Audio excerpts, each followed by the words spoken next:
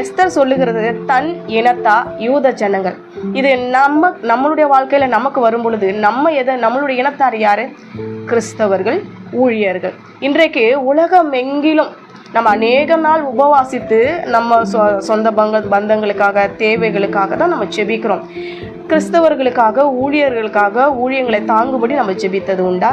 நாம் இந்த 3 நாள் உபவாசமாக யாரால ஜெபிக்க வேண்டும் என்று விரும்பினால் எஸ்தரை போல இப்படி உபவாசியுங்கள்.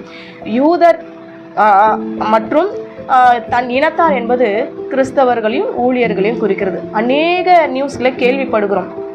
சபையை ஆராதனையை நடத்த விடாமல் கிறிஸ்தவர்களுக்கு விரோதமாக சபையில் எழும்பி அவர்களை அடிப்பதும் நொறுக்குவதும் வேதத்தை மிதிக்க சொல்வதும் அதை எரிக்க சொல்வதும் அவங்க மனைவி பிள்ளைகளை அடிப்பதும் நொறுக்குவதும் கொல்லுவதும் அநேக காரியங்களை கிறிஸ்தவர்களுக்கு சபைக்கு விரோதமாக எழும்புவதை நம்ம பார்த்து கொண்டு இருக்கிறோம். மிஷினரிமார்களெல்லாம் எவ்வளவு